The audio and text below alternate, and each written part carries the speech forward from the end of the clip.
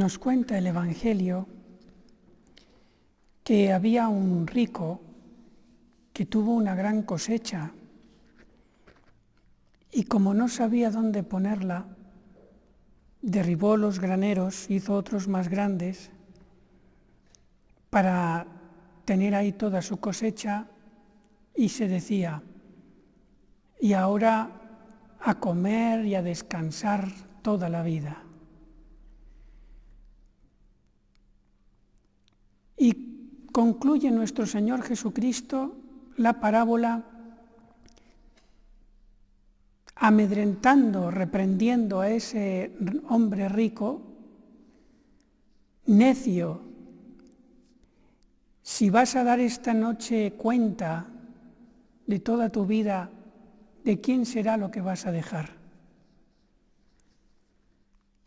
Y lo llama necio, que para el ambiente judío en que se movía Jesucristo, necio era algo muy grave, pues en otro lugar Jesucristo dijo que el que le llama a otro necio merece la gehenna del fuego. Por lo tanto es algo grave ser necio, porque tiene relación no solamente con falto de sabiduría, sino que incluso tiene el sentido de impío. ¿Y por qué Jesucristo reprende así a ese rico de la parábola? Pues ese rico lo único que pretendía era gozar de la vida con lo que ganó honradamente. ¿Qué mandamiento podía estar quebrantando de la ley de Dios? No roba a nadie, no mata, no miente, no calumnia. ¿Por qué Jesús le llama necio, impío? Porque ese rico estaba completamente desacertado en lo que es el sentido de la vida, lo que vimos en la anterior conferencia. Se le reprende solamente por haber errado en el sentido de la vida. Y eso en el fondo es un grandísimo insulto y desprecio contra el primer mandamiento de la ley de Dios. La vida es para Dios, para que demos gloria a Dios, de la manera que Él quiera y para servirle. Y si hemos pecado, para expiar. Y en cambio este rico, aprovechando los bienes que tal vez él no ganó, sino que recibió de otro, y que la providencia divina le respetó hasta ese momento, se dedica a gozar la vida. Ya eso es un desprecio a Dios. El querer considerar la vida solamente para gozarla. Aunque no tenga uno en la conciencia pensar que está haciendo daño a otros, por lo menos, quitando la falta de caridad que podamos tener hacia los más necesitados, por lo menos se ofende gravemente a Dios nuestro Señor. La vida no es para gozarla. ¿Cuántas veces me has ofendido y te vas a ir de rositas gozando de la vida? Grave desprecio a Dios. Es una especie de opción fundamental que como una pandemia recorre casi todos los corazones, incluso de personas con fe. Y por eso cuando les llega la prueba, el dolor, no lo entienden y acusan a Dios.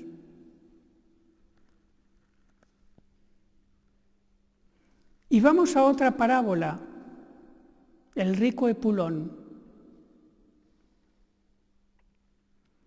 Cuando fue juzgado el rico Epulón y enviado al infierno, no se le dice otra acusación que esta: porque tú en tu vida te has dedicado a disfrutar, has gozado, lo has pasado muy bien, ahora te toca sufrir. Y Lázaro, que en la vida le tocó sufrir, ahora en la eternidad le toca gozar.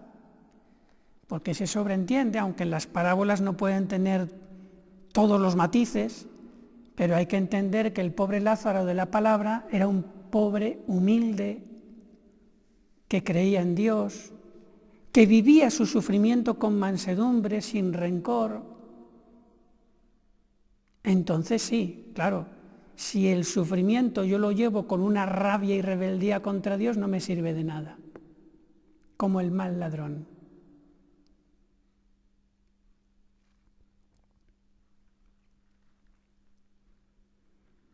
El sentido de la vida está muy bien reflejado en otra cruz que estaba al lado de Jesús, precisamente la de San Dimas, el buen ladrón. Nosotros sufrimos lo que merecemos. San Dimas, que durante su vida no había acertado con el sentido de la vida y se dedicó a robar, al fin de la vida, delante de Cristo crucificado, acertó. Abrazó esa cruz que le abrazaba a él a la fuerza y le valió la salvación.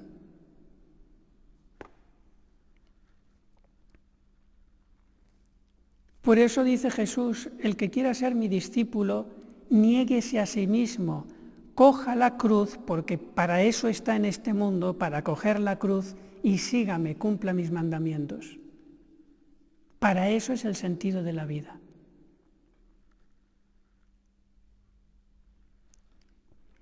Y como dije en la anterior conferencia, si algunas veces nos toca gozar de los bienes de este mundo, porque Dios ha puesto gusto en nuestras papilas, etcétera, etcétera, o la afectividad de los amigos, etcétera, todo eso es lícito en la medida en que me sirve para hacer el bien y como descanso psicológico,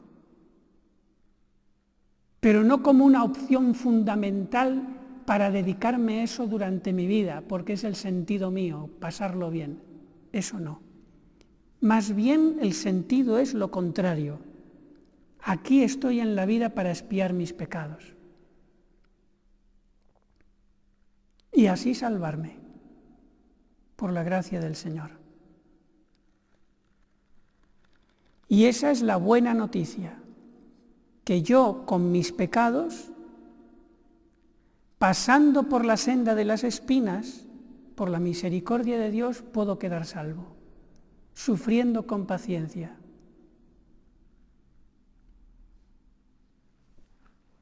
Y alguno dirá, bueno, pero ¿qué pasa con los inocentes? ¿Esos tiene sentido que también sufran si no tienen pecados?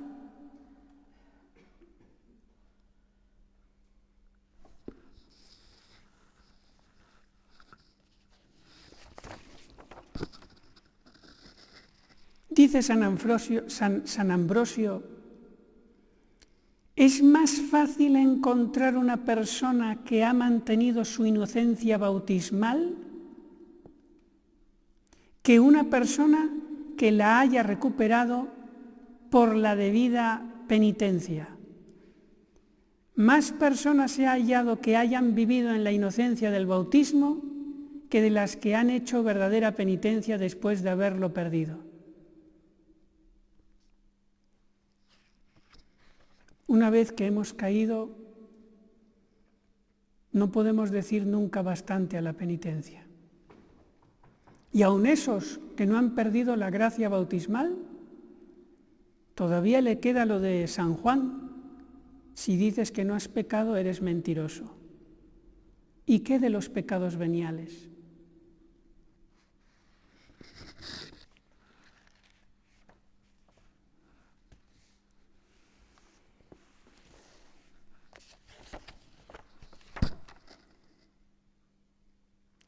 Por eso, la frase de nuestro Señor en San Lucas capítulo 13, versículo 5 es para todos. Si vosotros no hiciereis penitencia, todos pereceréis igualmente. Y precisamente la alegría cristiana está en que en esa penitencia está, por la gracia y misericordia de Dios, nuestra salvación.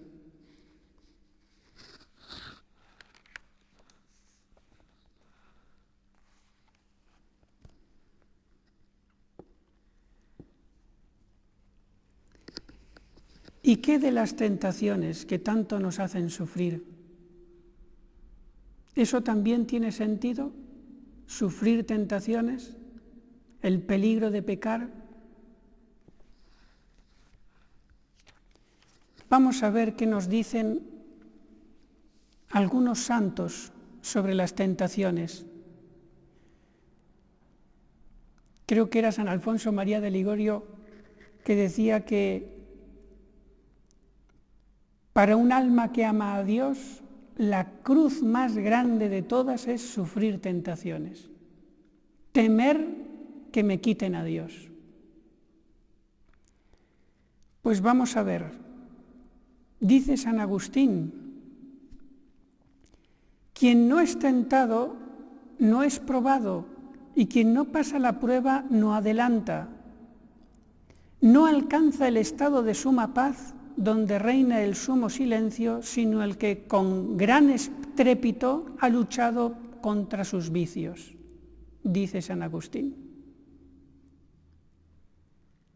Es decir, en la misma lucha también está la esperanza, también está el tesoro de las gracias, también está la ganancia. Y dice San León Magno, los actos de virtud no tienen mérito sin la prueba de la tentación. El que quiere tener virtudes sólidas debe combatir. ¿Y cuántas veces nos dolemos y sufrimos y nos desesperamos y deprimimos? Porque tenemos que luchar, porque tenemos tentaciones, porque me vienen a la cabeza cosas desagradables.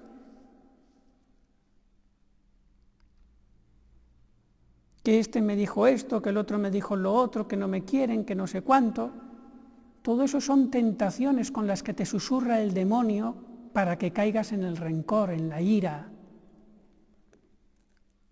Pues hay que luchar.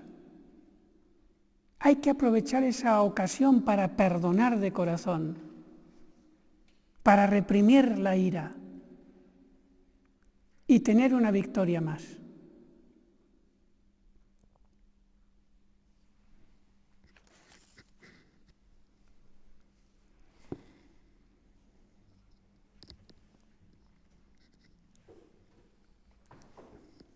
Hay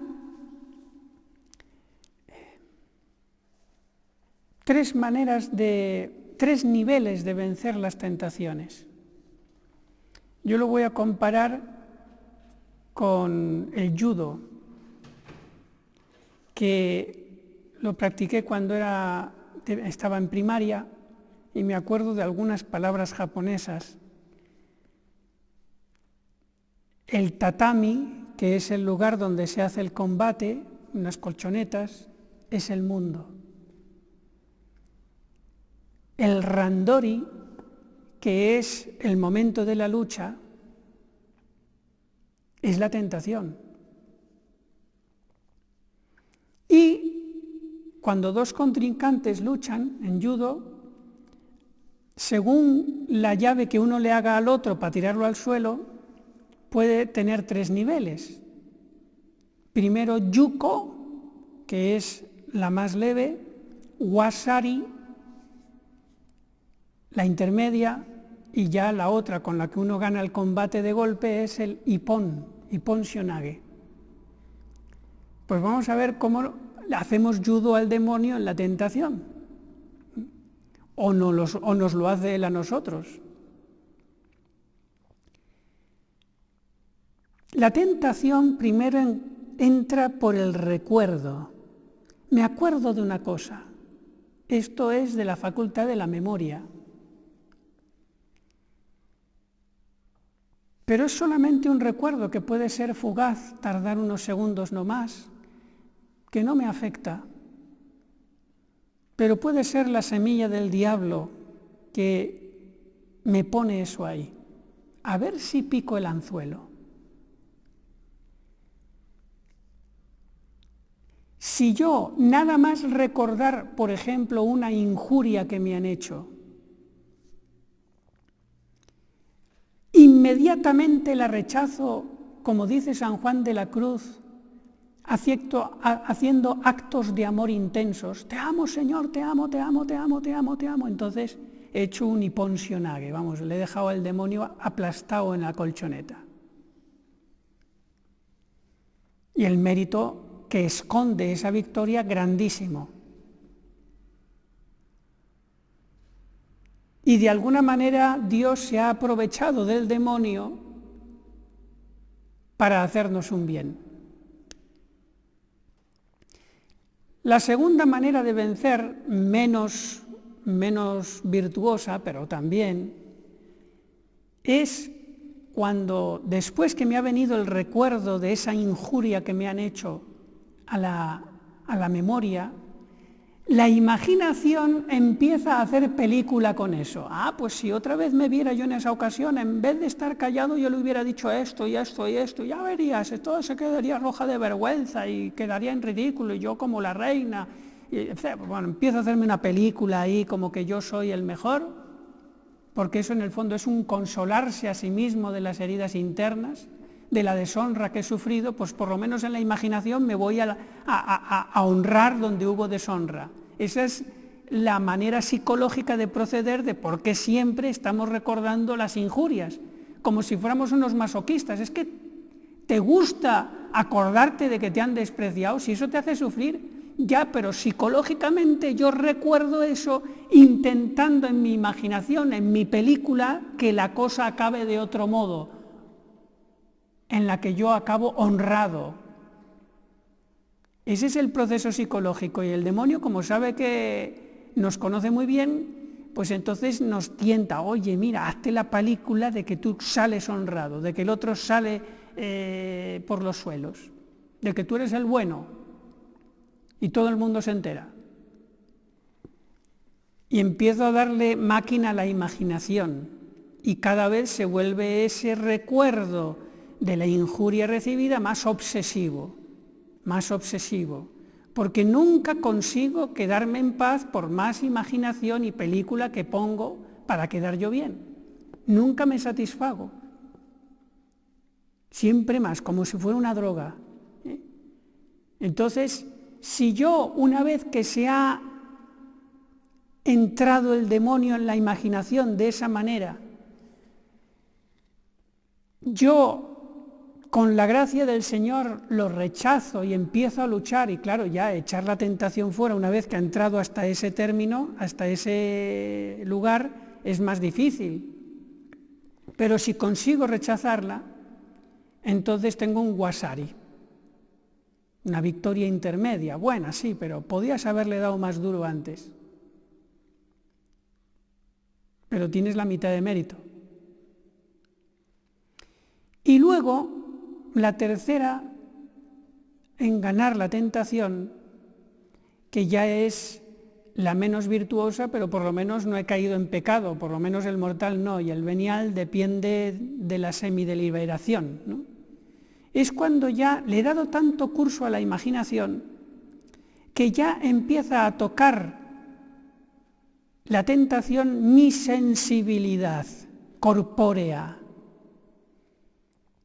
Ya no es solamente un juego del alma. Recuerdo, imaginación más o menos fría. Es ya una cosa como que la vivo como si estuviera ocurriendo ahora mismo, y todo el cuerpo se estremece. Y en el caso del recuerdo de una injuria, el tercer paso o introducción de la tentación en la sensibilidad es que se libera el cortisol, esa famosa hormona que solamente es para salir corriendo cuando hay un fuego. Pero cuando hay una enajenación de injuria y yo no lo rechazo a tiempo, entonces el cortisol empieza a salir y me pone nervioso. Tengo ganas de darle un puñetazo a la pared. Y claro, estando así de caliente, solamente falta con que alguien me toque el pelo. Salto como una serpiente. no me puedo controlar. Pues todavía cuando estoy ahí, en ese estado de extrema hipersensibilidad, entre que el demonio ha entrado demasiado, que yo he sido negligente en rechazarlo a tiempo y las hormonas que está haciendo su trabajo, si todavía ahí, antes de que cometa un consentimiento pleno, soy capaz, por la gracia de Dios, de rechazarlo, que me va a costar, me va a costar, porque la herida cuanto más la hurgo, más difícil es de curar. Entonces hago un yuco.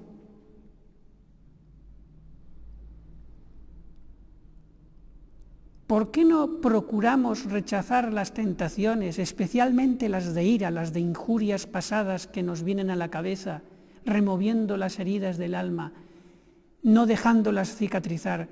¿Por qué no las rechazamos con la gracia del Señor, acudiendo a Él, al ángel de la guarda, haciendo actos de amor, desde el principio con mucha diligencia, para darle un hipón al demonio todas las veces que se acerque? Ya se acercará menos.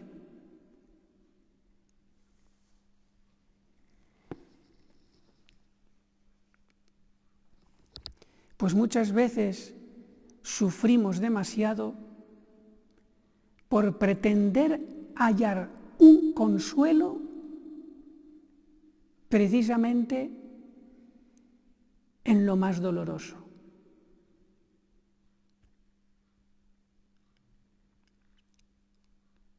La paz la vas a tener en aquello de San Juan de la Cruz.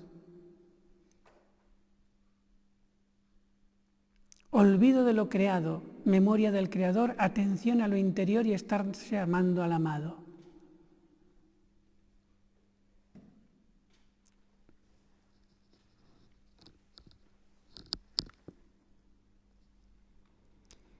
Y voy a ver si termino de leerles algunas frasecitas que tengo aquí, que van en relación con esto. Todo lo malo que toleres alrededor de ti, las injurias, los desprecios, las correcciones injustas, todo lo malo que toleres alrededor de ti es para que con la humildad participes de la victoria de Cristo. Es como si Jesús desde la cruz, en el fondo de la humillación, te estuviera haciendo así con la mano: ven, ven y te haré rico.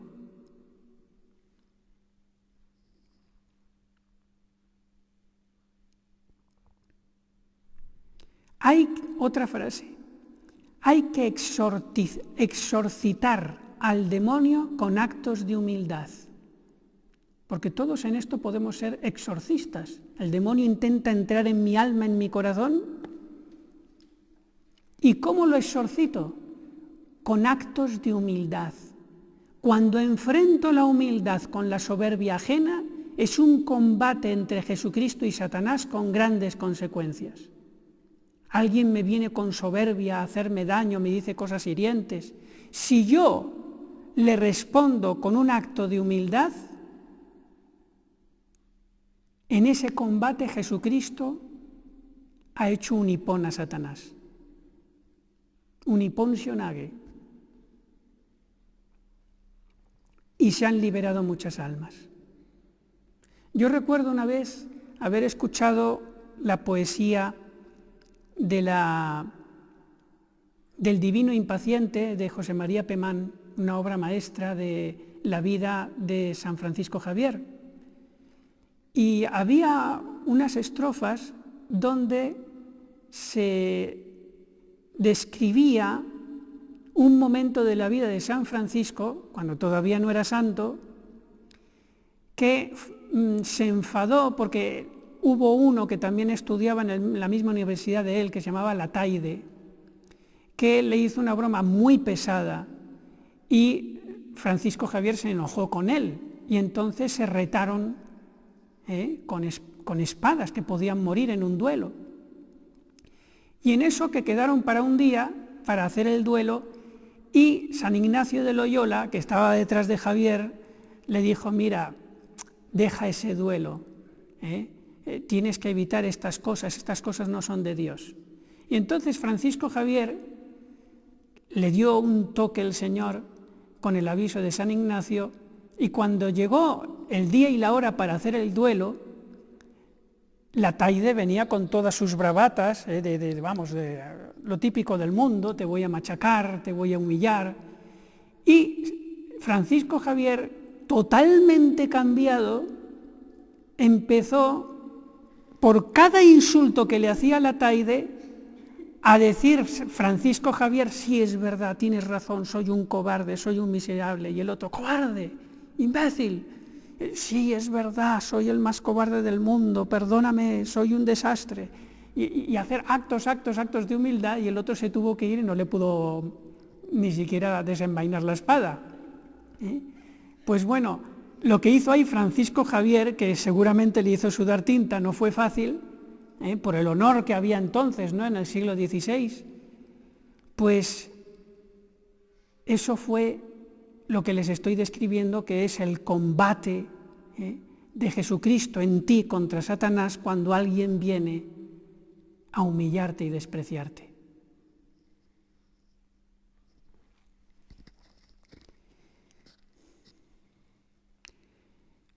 Me van a permitir un poquito, ya que están terminando los ejercicios, porque siempre estoy cortando y dejando cosas en el tintero.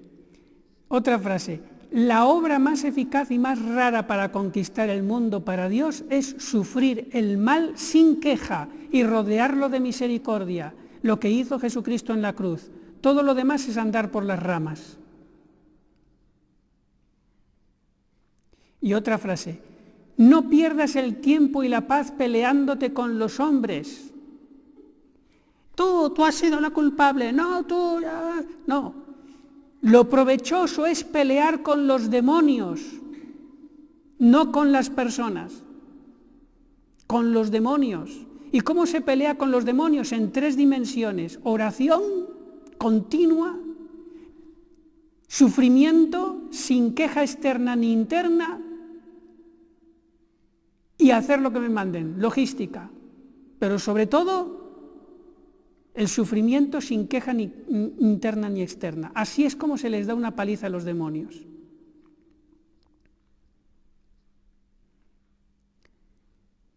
Y la última: